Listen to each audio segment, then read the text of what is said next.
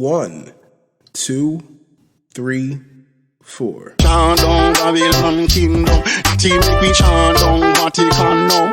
Bang bling bling, chant down Babylon kingdom, team make we chant down Vatican now. Chant down Babylon kingdom, team make we chant down Vatican now. Bang bling bling, chant down Babylon kingdom, team make we chant down Vatican now. What up, y'all? It's Babylon 5 Podcast. It's your boy, Jermaine Event. How are you guys doing? This is episode 159, appropriately titled Dinked Him. I named it Dinked Him before UFC Paris because Tai Tuivasa, the famous last words of Tai Tuivasa leading up to the fight were, he kept repeating this phrase, if I dink him, I sink him. If I dink him, I sink him. And I didn't name the episode Dinked Him. I named it Dink 'em, Sink 'em. But I was like, I'm probably going to change the name once Tuivasa loses. And I did change the name to Dinked Him. So we are going to talk about UFC Paris. For the first time, UFC was in Paris, France, ladies and gentlemen. We are definitely going to talk about that card headlined by, as I said just now, Cyril Gane versus Tai Tuivasa. No spoiler alert. After what I just said there, I spoiled it. But we are going to talk about that fight, and I'm going to give you guys what I want to see next for the winner of that fight. We also on that card, a beautiful fight. This was like a pay-per-view. And I love when they do these, like now that they're getting back to the international fights and they went over to Paris for the first time, we're just getting these amazing cards. They're like pay-per-views. The only thing that was missing from that card was a title fight. You know what I'm saying? That's the only thing that was missing from that card was a title fight. So we're going to talk about, also on that card, Robert Whittaker versus Marvin Vettori. We're going to talk about some fights on that card, and also we are going to talk about UFC 279 coming up to us next week from Las Vegas, Nevada, of course, headlined by Khamzat Boars Chimaev versus Nathan Diaz. No title fight, that card. Headlined just by star power. We're definitely going to talk about that card. There's a lot of good fights. A lot of expected to be good fights on this card, so I'm pretty excited about that. We are going to talk about that, but if you guys want to follow this podcast on Instagram and Twitter, it's at Babylon5Pod. You guys can follow or email this podcast, at Babylon5Podcast@gmail.com. If you guys would like to hit that like button anywhere that you're following this, anywhere that you're listening to this podcast. Pardon me, I'm out of my mind here. Just go ahead and hit that like button. I'd appreciate it so much. It would really help the podcast tremendously. If you guys were on Twitch, go ahead and follow this podcast at twitch.tv/Babylon5. I mean, I don't be on Twitch. I don't be streaming like that. You know what I'm saying? Niggas, I just don't feel like my shit is stream worthy. I streamed one. I tried to like simulate franchises. I did simulate franchises, and yeah, that didn't go over too well. Nobody was watching that shit. Well, I think it was mainly because like whatever team I had, there was like so many injuries, and I kept like having to like stop and then like try to. It was just like real tedious. It was like the most tedious simulating franchises I've ever had. Like only the most tedious time I've ever had simulating a franchise. It was just like, and then I was like 45 minutes into it, and I was like, fuck, I forgot I was even streaming. You know what I'm saying? I forgot I was even streaming, and I saw that nobody was watching. I was like, thankfully, because this had to be like boring. I haven't even gotten through one season yet. There were so many injuries. Usually the excitement is like, oh, you make this amazing trade here, yada, yada, yada, and then you advance that team to a championship. That's the goal. See how many rings I can get over an 80-year span. Because who the fuck would be the GM for a team not for 80 years? Nobody's going to be a GM for 80 goddamn years. But as I'm saying, I don't be on Twitch like that. If you niggas want to follow your boy at Twitch, it's twitch.tv/Babylon5. I won't hold anything against you if you follow me there. But I just don't feel like, I don't know, nigga. I be gaming sometimes, you know what I'm saying? But I don't know if I be gaming, like gaming. I might, I don't know. 2K is coming out. We'll see what happens. Maybe I'll stream my career. I can't remember what position. I think my last player on the last game, I was small forward. So maybe I'll try to be like an oversized shooting guard or something. What do the Bucks need? I think they could probably use a shooting guard. I haven't really watched basketball at all for like the last year and a half. Really. Except for like playoff basketball. I watched some of that, with champs. I watched some of that, but I used to be pretty religious about it. But yeah, maybe I don't even know. That's what I'm saying. I don't know who's on the roster. I don't know. But when I get the game next week, I can possibly stream a little my career. Yeah. I don't know. I kind of want to I think what it is that I try to set up the player. And then before, because you got to enter in your password to buy VC and all this shit. So I'm let me set up the player before I have to buy some more shit. And niggas is oh, that's what his shit is. And this is his account, blah, blah, blah, yada, yada. So I try to get my shit all set up. You know what I'm saying? And yeah, and then sometimes I forget. Chronic fatigue, and I forget. I'll be 3 games in, and I'm fuck, I'm not even streaming. I'm not even fucking streaming. But I also don't be using the microphone. So maybe if I had a mic and all that shit on, I'd be a little more engaged in the stream. I'm just not used to that shit. I don't know how I guess you could get used to it by just doing it. As here we are with episode 159. I'm pretty comfortable here with you guys, ladies and gentlemen. Pretty comfortable here. But if you guys would like to cop some of that merchandise and show the world how comfortable you are in the merchandise, head on over to teespring.com/stores/BOFpod-shop.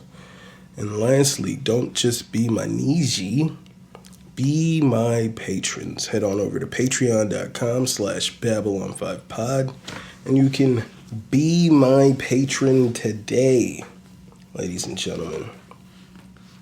UFC Paris, UFC Paris for the first time. UFC headed to Paris. It was illegal for the longest time. Whoa, it's been illegal, but now, ladies and gentlemen, we have MMA in Paris, France. We have UFC in Paris, France. So the card was headlined by someone I'm a big fan of, as you guys should know, Bone Gamin, Cyril Gane, versus Tai Tuivasa, who, if you guys were listening last week, I said I felt for the most part, not necessarily, I felt like the word lucky for Tai Tuivasa was kind of disrespectful, because this man trains. This man, he's a fighter. He goes out there and wins fights.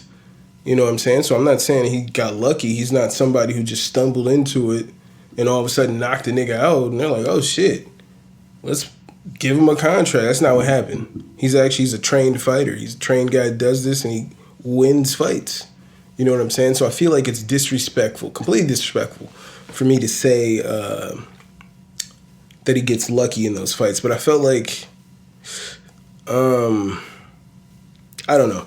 I felt like definitely taking on Cyril Gane, he was biting off more than he could chew, and it definitely turned out to be that way, ladies and gentlemen. Cyril Gane finishes Tai Tuivasa in the 3rd round with a barrage of strikes. Now to back up and talk about what led to this finish, with Cyril Gane finishing Tai Tuivasa via knockout. So first round, Tai is just doing his amazing footwork, just in and out, touching Tai, and Tai is just coming. He's swinging. He's coming just this close to touching that chin, but he just can't. He's getting more and more frustrated. You can see it in Tai. And he's just starting to come forward and abandon technique because he can't touch Ciryl Gane. Ciryl is just constant stance switching. I love watching Ciryl Gane fight. Just the constant stance switching, just in and out, pop, pop, and now he's out of there. You can't counter on it. He's out of there. You know what I'm saying? He's just a great striker, phenomenal. One of the best strikers I've ever seen as a fan. And so that's how the first round went. Second round is pretty much the same deal. But at this point, Tai is just blitzing forward. He's abandoned all... he has abandoned all strategy. He is so frustrated in there. He's throwing these leg kicks. And he's throwing kicks to the body. And Gane is putting up his leg and like checking those kicks to the body with his knee. And at some point, it looked like Tai's leg was hurt after one of those kicks was checked. Like he was getting fucked up in there. So he just started blitzing forward and trying to, like, there's somebody on Twitter that was saying, like, it was like Heavyweight Thanos, I think was the account name or something like that. But they posted some shit like they would like scream. I think it was like a gif of Walter White screaming in the basement, and he's like, "This is him if Ciryl Gane outclasses Tai Tuivasa." And I commented like, or it might not have been Heavyweight Thanos. This might have been a different conversation. But I was like, dude, he is going to outclass Tai. And the person was like, I have faith in Tai, but no faith. Faith is definitely not strong enough in this situation because Tai Tuivasa was clearly outclassed. Now, see, there was one scary moment in this fight for Ciryl Gane.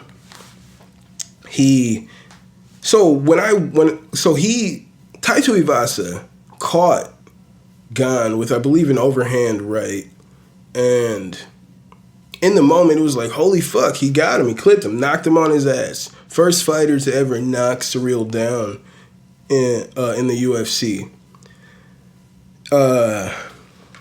But as I watched the replay, ladies and gentlemen, I saw the block, I saw the arm go up, and Gane pretty much had great defense for that punch, but his footwork, as I watched the Weasel break it down, with what he was doing, he stepped out of place and Gane made the mistake and gave Tuivasa the perfect angle. And he saw the punch coming, but he was too close in his stance to not take some of that punch. So it looked to me like he just got clipped because it was defended, but he was too close and he still got clipped, fell to his ass, got up, and Tai at that point becoming overconfident that he landed such a punch and knocked Gane down after he's pretty much not able to do anything at all before that point.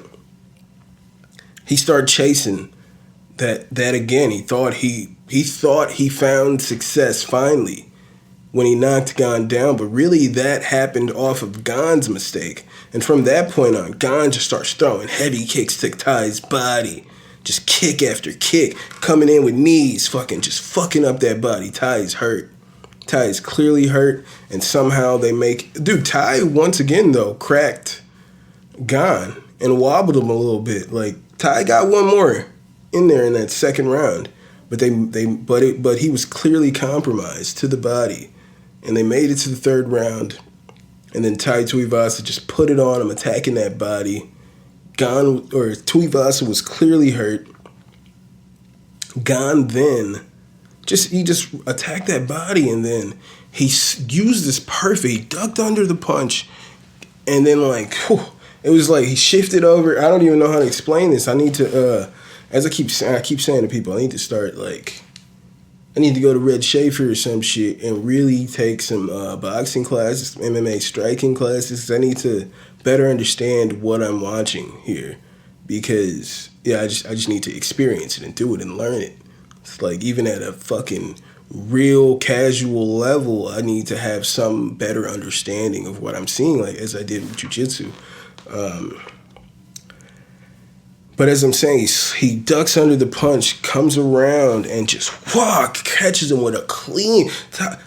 Surreal Gone catches Ty with a clean right, and he's just fucking dancing at that point. He's just dancing. And people were hating on Gone, saying he hit Ty in the back of the head. Yeah, he did hit him in the back of the head afterward. Like, the next punch, I believe, was to the back of the head. Maybe the second punch after that was to the back of the head. But regardless, are you guys pretending like you don't see this man fucking dancing? Doing that? He got fucking cracked. And then the uppercut is what sat him down, so I apologize to Tai Tuivasa that Gone punch landed in an illegal spot, but he was in the moment just throwing punches. And it's real interesting that Junior Dos Santos comes out and calls Surreal Gone a dirty fighter. And then I saw them posting the picture of Gone elbowing him and it landing in the back, like right behind the ear. All right? Like right behind the ear. He's like, Gone's a dirty fighter. Like, I don't believe Gone's a dirty fighter at all. I do not believe Gone is a dirty fighter. It's just like if you're moving, if you're falling or something while he's throwing the strike, it might not land in the intentional spot because you're not where you were. All right? You're not where you were. Ty's fucking wobbled and dancing. All right? He got fucking cracked. I would love to see Surreal Gone either versus Stipe or John Jones next for the belt. It's only September, all right? It's September 4th as I'm recording this. I believe by the end of the year we could get Gone in another fight. Either against Stipe or John Jones for an interim belt. They're saying Francis probably won't be ready to fight until February. So maybe we can get Gone. No, maybe we can't. What is it? I'm stupid. September, October, November. We don't have enough time. I think maybe you could do Stipe versus John Jones. Either way, I'm saying in the time frame so that come February, Surreal has somebody to fight. But I just don't know when they would book this fight. I don't know if Gone probably has a little bit of recovery here after that fight before he can fight anybody. So I think the next logical fight, if we're gonna have to, for whatever reason, do an interim heavyweight title fight, it'd probably be John Jones versus Stipe, and then you do Gone versus Francis 2, and then the winner of that fights the winner of John Jones versus Stipe, and that's when you unify the belts. I believe that's how that should go. I think you should let that interim belt just fucking linger out there until Gone gets another shot at Francis Ngannou. In the co-main event, and as I said to you guys, when this fight is over, you guys are going to wish that there was 5 rounds of this fight. This was a great fight. Marvin Vettori he's got a chin. You know what I'm saying? He's got a fucking chin. He was saying that he's been improving. Meanwhile, Whitaker has been degrading. His skills have degraded over the years, which I thought was completely obnoxious. I definitely could not agree with that assessment. I thought that was completely obnoxious. So even with that, Whitaker just fucked this nigga up, all right? He fucked this nigga up. From round 2 through round 3, he just was all over this man. Head kicks. Fucking just in and out punches. He said to Vettori, after they said, like, yo, Vettori was in here saying, like, he's improving, you're going down, bro. He said, your skills are declining, bro. And he's like, are you serious? He's saying this? He's like, how does anybody improve at just taking punches? How does he improve at just taking damage? Is what he responded. He was like, I'm too fast. I'm going to be too fast, too strong for him. He's just going to get hit too much in there. You can see through by the end of the second round, Vettori didn't want to be in there no more. He didn't want to be in there no more. He was getting his fucking ass beat. he kept doing these. He kept feinting, but just never throwing. And then Whitaker would just dive in and just fucking fuck him up, hit him with like just some heavy shit real quick, and then be out of there. He'd be out of there. Man. I think he only needed one more round. Like, the way he was fucking Vettori up in that fight, he only needed one more round before that fight was over. Before he would have finished, he would have made good on his promise to finish Marvin Vettori. Whitaker was all over this man. As I said, I tweeted out, I didn't give Vettori a chance to win this fight, but I would have loved to have seen that turn of events. I can only make my predictions based off of what I've seen. Prove me wrong. I would love for him to go and address some of the issues there and prove me wrong in this fight. I love being wrong in my predictions here. I can only make base level predictions. So I love to be wrong, but that fight went exactly as I thought it was going to go. Exactly as I thought it was going to go. Marvin Vettori got his fucking ass beat. They're on two different levels. Or at least Whitaker's levels above Vettori. At least that much is true. At least that much was evident in that fight. So I don't know. I don't know if Whitaker. I see only two fights for Whitaker next. Either he, for whatever reason, fights Paulo Costa. I don't believe they have fought before. And if they did, then I guess it wasn't a good fight. Let me just actually look that up. No, I believe they did not fight. I feel like they were scheduled to fight, and then maybe that fight got canceled.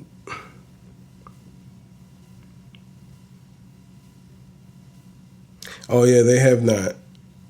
They have not fought. But it says it was booked. I don't know. Yeah, Paulo Costa withdrew from event versus Robert Whitaker, I think last year in April. So, yeah, they were booked to fight. They have not fought yet. So, I would be cool with seeing Whitaker fight Paulo Costa just because they haven't fought yet and they're there.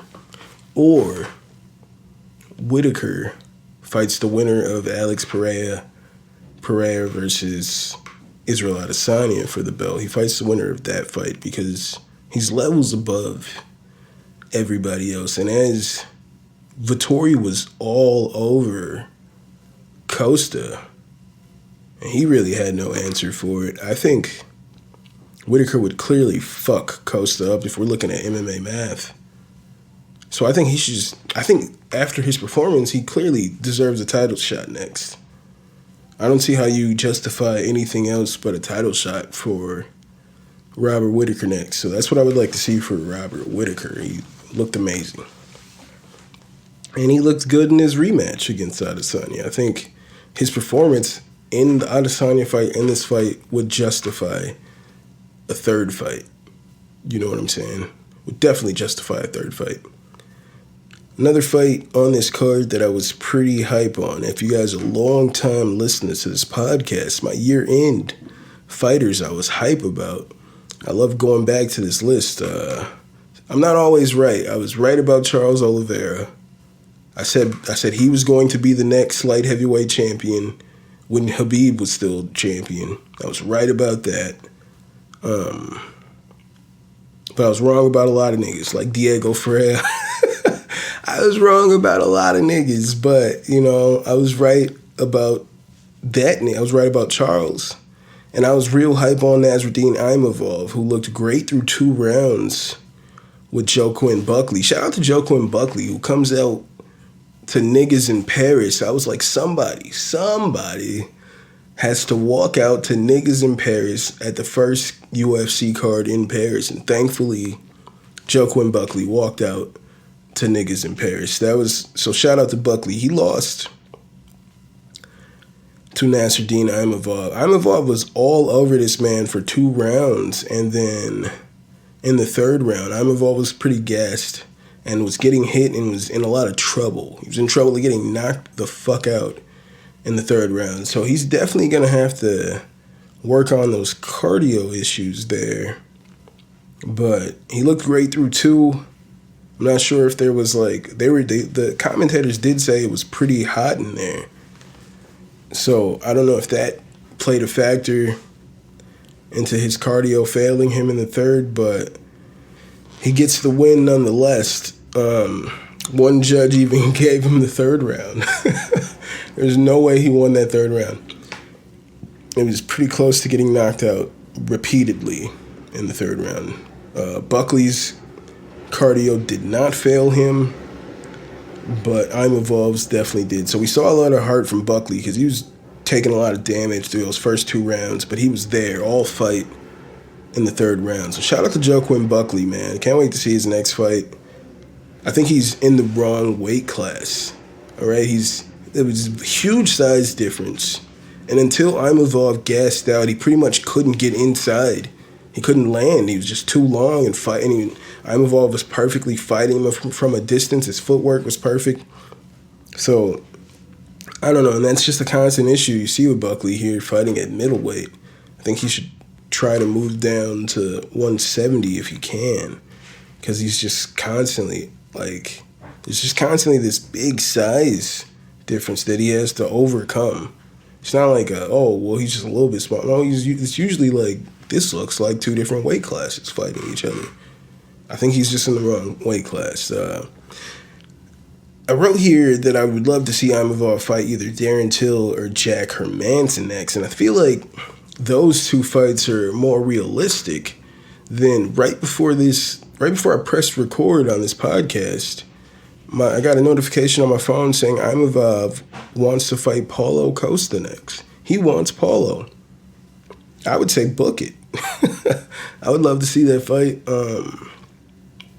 Paulo looked fantastic in the fight with Luke Rockhold. I like that he really used his jiu-jitsu in there. I would love to see that fight. I think Imavov really needs to address the cardio issues, but Paulo Costa versus Nasruddin Imavov sounds like a great fight to me. So I'm all about that. That's shout out to those guys. Let's go back.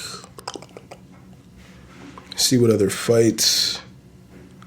If I want to give some shout outs to people from that card. It was a great card in Paris. Niggas in Paris. Shout out to Roman Kopylov. I said I didn't know who the fuck that was last week. And he went off, or maybe it was a week before that. But he knocks out Alessio Di Tricchio. Knocks him out. So shout out to him. First round, or it was third round, he finished him on that one. They called him the Russian Chase Hooper. That's what they were calling him, just because he got a curly afro. You got Nathaniel Wood. Shout out to Nathaniel Wood getting the finish over Charles Jourdain, as I figured he would. There's this guy made his debut, Abus Magomedov. That's the first round finish I thought I was referring to a second ago. Gets the first round finish of Dustin Stolfus, man. He was all over this man. Gave him this front kick, had his toes go right up in his mouth, to the roof of his mouth. It was crazy. And then just finished him in 19 seconds. So this guy looked like a beast. All right, Abus Magomedov looked like a fucking monster in his debut out there in Paris. So shout out to Abus Magomedov. Remember the name, ladies and gentlemen. Dude, this fucking crowd in Paris was raucous. It was packed from the first fight on. You usually don't see that anywhere, but it was packed from the first fight on.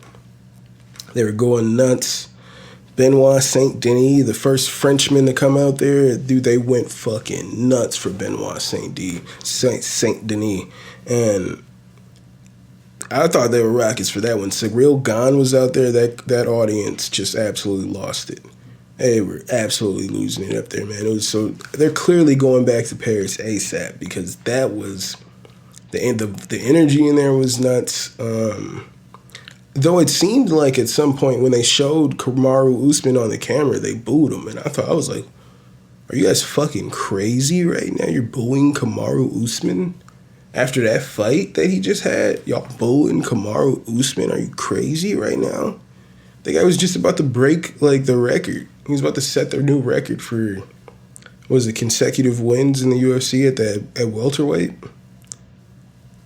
And then he gets knocked out. And you guys are booing him? He's fucking posting memes about him. Well, he's, like, reacting to memes and shit about himself. He's taking it in stride, and you guys are booing him? I couldn't believe it. I was disgusted, Paris. Poo-poo on you, Paris, because that was gross. Kamaru did not deserve that, but it was a great card. Felt like a pay-per-view. I was very entertained. I was very entertained. I love fights, so it's what else could you expect? UFC 279 is next week, ladies and gentlemen, from Las Vegas, Nevada. Headlined by Khamzat Chimaev versus Nathan Diaz. Now, the only way that I give Nathan a chance in this fight is if Khamzat goes in there with the mindset that he's going to put on the show for the fans. He doesn't want to finish Nate early. He wants to entertain. He wants to put on an entertaining fight. If Khamzat goes into it with that mindset and plays with his food, if you will, then I think that's going to open him up for, clearly for Nathan to throw a haymaker and get the finish, get the win. You know what I'm saying? He's got great jits, great boxing. That's going to be the haymaker. But I think if Khamzat comes into this fight with the mindset that I'm just going to take Nate down, ground and pound, I'm going to just be heavy on him, ground and pound, get him to make some mistakes and submit him in this fight quickly, I believe Khamzat could do that if he decides to. But he has to come in there with that mindset that I'm just going to walk through this, man, that I'm just going to finish this fight. And I know you're saying, like, what, you don't believe that Nate's that good? I believe Nate is good. I believe Nate's really good. And I believe that Khamzat is just something special. All right? I believe Khamzat is something special. And if he chooses to make it a quick night for Nate Diaz, it will be a quick night. He has to decide that Saturday night is smash time. All right? It's smash time. So I'm going with Khamzat Chimaev with a first round finish. And we're going to have Nate Diaz walking off into the sunset. I don't know what Nate Diaz does next. Because even with this Nate Diaz fight happening right now, this was announced before Jake announced that he was going to fight Anderson Silva. I don't believe Jake is going to beat Anderson Silva. And after Anderson Silva kicks his ass, I think the whole appeal of Nate going and boxing Jake would be gone at that point. So, I'm not sure what's next for Nate since they booked Jake versus Anderson Silva, but maybe he re-signs with the UFC for a lot more money, whatever it is, but I just hope for the best for Nate. But I don't really see him winning this fight unless Khamzat decides, I'm going to make this fight entertaining. I'm going to play with him. I'm going to try to strike, just stand and strike with him. I'm not just going to take him down, because Nate has historically struggled with wrestlers. All right? He's historically struggled with wrestlers.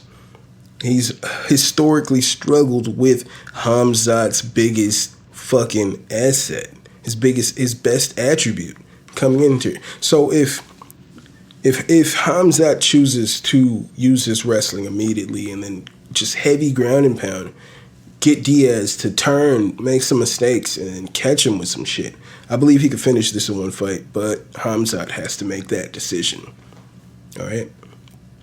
Also on this card, you got, in the co-main event, Li Jingliang versus Tony Ferguson. You might remember Li Jingliang from his fight with Khamzat Chimaev, where he swings at Khamzat. Khamzat ducks under it, comes around, takes the back, lifts him up in the air, carries him to the side of the octagon where Dana is. He's like, hey, Dana.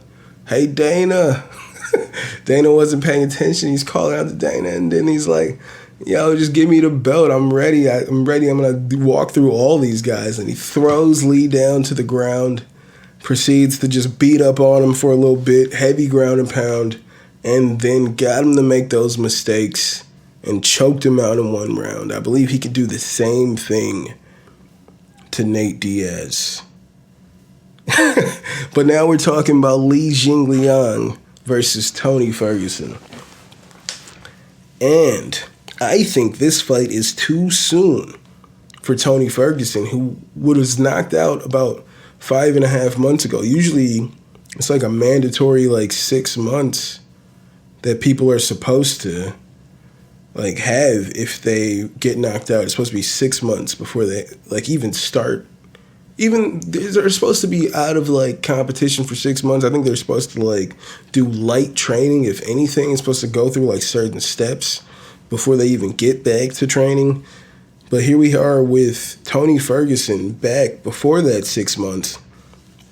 Not only that, but he's fighting a weight class above the weight class he's fought his entire UFC career.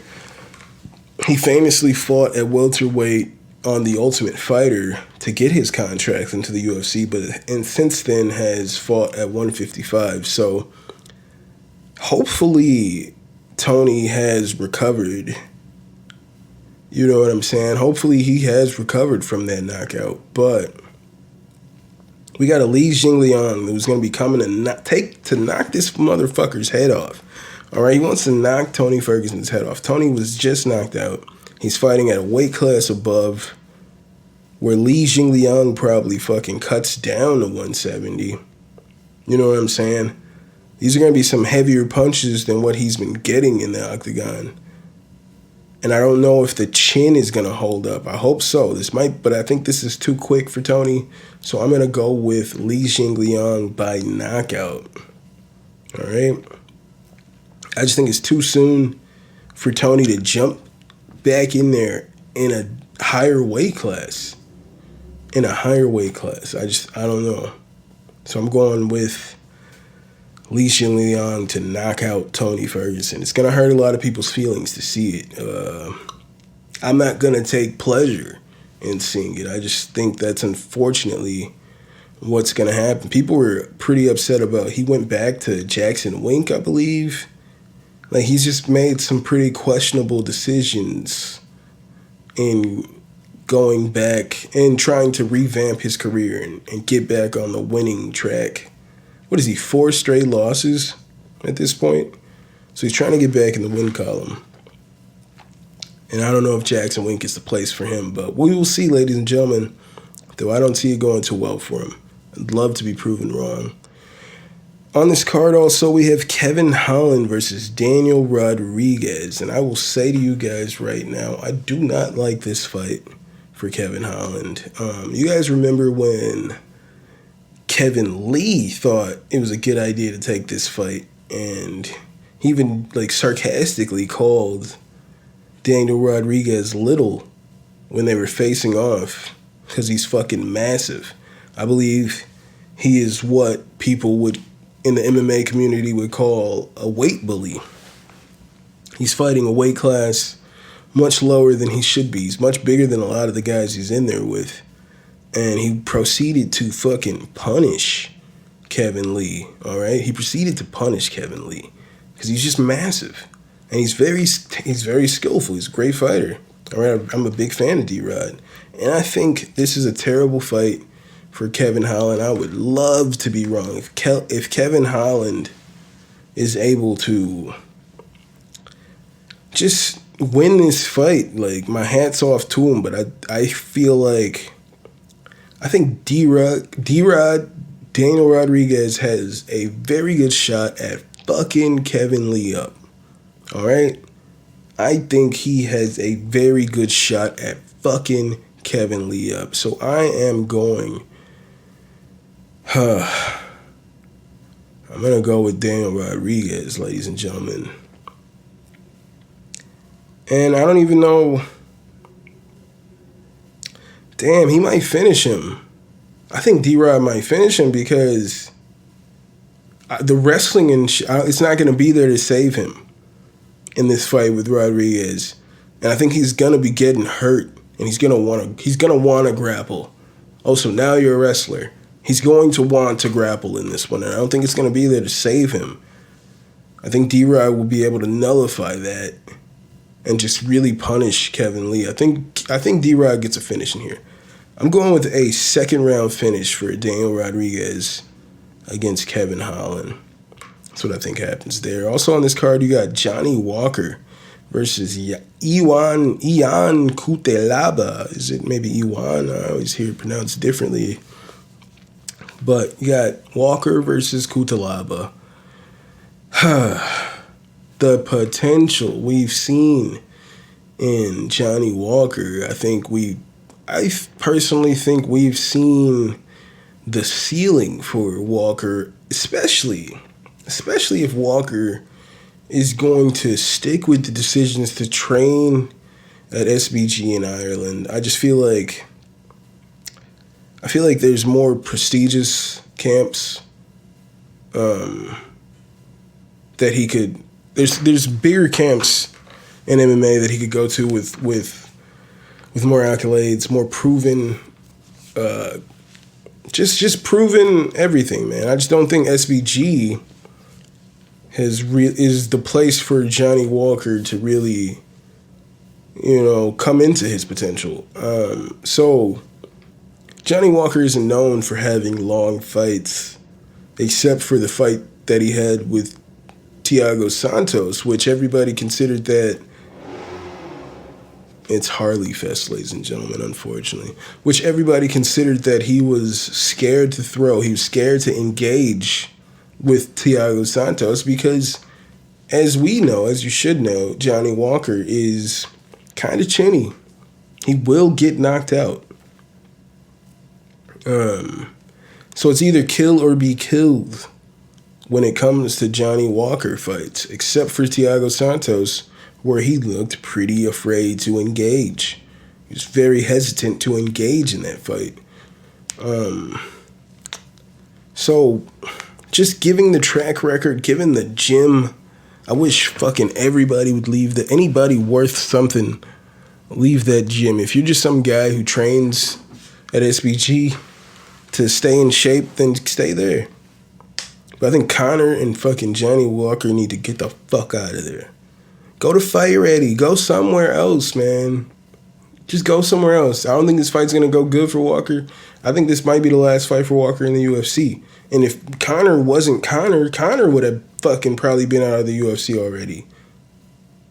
Y'all need to leave that camp. Train with some new people at least, man. Fuck. I don't think SBG is going to get it done. Go to CKB. Fuck. Fuck, man. Other fights on this card, I just want to run through it real quick. You got Irene Aldana versus Macy Chiasson. I'm going to go with Irene Aldana in there, man. Let's just run down this card. Mean Hakeem Dawodu versus Julian Erosa. I'm going to go with Mean Hakeem in that one. Shamil Abdurakhimov versus Jalton Almeida. I don't even know. That's a crazy fight. I'm going to go with Jalton Almeida in that one. That's crazy. No, I'm not going to go through and give you picks for everything. I'm just going to look through it, see. Oh, yeah, as I mentioned, the Norma Dumont versus Daniel Wolf on the early prelims, dude. Daniel Wolf is 1-0. She's 38 years old, and I don't believe this is going to go too well for her, but we will see. We will see. She's 5'9", so she has 3-inch height advantage, 3-inch reach advantage, 70-inch reach versus 67-inch reach. So she does have some advantages there. They're fighting at featherweight, which isn't a real division. They're the only two fighters at featherweight. I didn't even know that there were any. Leading up to Nunes Pena 2, Nunes said she was going to beat Pena, which she did. But then she said she wanted to go up to featherweight and defend her belt at featherweight. And Pena said, who are you going to fight? Name 5 featherweights. And nobody said anything. Dana White didn't even say anything because there are no 5 featherweights. Like, it's just fucking, it's ridiculous. So that fight's happening for some reason because they gave that Danielle Wolf girl, that woman, a contract for whatever reason. But I think, yeah, I got interest in seeing that fight, but I don't think it's going to go too good. Ooh, the card starts at 5. That's pretty interesting. I'm pretty hype about that, ladies and gentlemen. Hype about Elise Reed versus Melissa Martinez. That's going to be an interesting fight. It's going to be a good card next week, ladies and gentlemen, all right? It's going to be a real good card. Live from Las Vegas, Nevada. And I hope you guys have a great day as well, as I'm going to get the fudge out of here, ladies and gentlemen. This was a little shorter than I thought it was going to be. I was going to talk about the TV show Rap Shit, but I was like, probably most of the people that listen to this podcast don't care about my personal TV shows that I'm binging. But if you do, check out Issa Rae's Rap Shit on HBO. It's fucking dope. As a nigga who is on his rap shit, I fucking definitely related to a lot of the situation scenarios going on with the ladies in this rap group on the TV show Rap Shit. You got the one lady, Shauna, who's like a real rapper and doesn't want to make that fun club sellout music, you know what I'm saying? And I 1000% has always related to that, and I've had those conversations. And with higher education, they always wanted, well, Moses himself wanted me to make dance songs, club records. And I was like, nigga, that ain't the kind of shit that I want to do. I'm like Talib Kweli, Mos Def, nigga. I'm not trying to be Flow Rida, nigga. I'm trying to be Earl Sweatshirt. You feel me? Like, I'm trying to be Action Bronson. I'm not trying to be Will.i.am, nigga. That's how I felt. But then you see how fucking successful and fun it is to do those records. I mean, I've started to have some of those epiphanies myself, but there was even a conversation in one of the episodes where she met with this old producer she worked with, and one of the biggest issues she had with him was that that he wanted her to change her style, like change up like a lot of things about herself and do exactly what she ultimately ended up doing. You know what I'm saying? And I wouldn't say if there weren't some issues that I had back in the day, because I was like, nah, man, nigga, I'm not finna make a dance song. I'm a real rapper. I'm a real rapper, whatever the fuck that means. But yeah, it's a joke. You know, maybe I could have made them dance records. Or maybe it's better that I didn't. And if I do, I'll do it for myself. But if you guys want to follow this podcast on Instagram and Twitter, it's at Babylon5Pod. You guys could email this podcast at Babylon5podcast@gmail.com. You guys can hit that like button anywhere that you're listening to this podcast. If you guys would like to follow me on Twitch, go to twitch.tv/Babylon5. If you guys would like to cop that merchandise, head on over to teespring.com/store/BOFpod-shop. And lastly, don't just be my Negroes, be my patrons. Oh, shit, I said Negroes. Meant to say Niji. Though I say nigga throughout this podcast, it don't matter. Be my patrons. Head on over to patreon.com/Babylon5Pod. Thank you guys for being here for the 159th time, 160th if you're nasty. But thank you guys for being here in 159. Dinked him. You dunked him, but you didn't. You dinked him, Ty, but you didn't sink him. You didn't sink him. I don't know how anybody is really going to have too much success against Tai Tuivasa, especially a heavyweight where most people just try to brawl. They know that I can knock somebody out, and that's pretty much as far as it goes. But I think, you got problems. You got certain people, like I'm a big fan of Sergey Spivak. I feel like that dude's going to be a problem at heavyweight for a lot of people. Outside of that, I don't see too many people that could really give someone like Gon with his striking any kind of problems. But that's just how it's going to be. Thank you guys so much, as I said, for being here. You're the greatest. I'm your faithful host, Jermaine Event, and I will see you when I see you. I'll holla. Chant down Babylon kingdom, team make we chant down Vatican now. Bang bling bling, chant down Babylon kingdom, team make we chant down Vatican now. Chant down Babylon kingdom, team make we chant down Vatican now. Bang bling bling, chant down Babylon kingdom, team make we chant down Vatican now.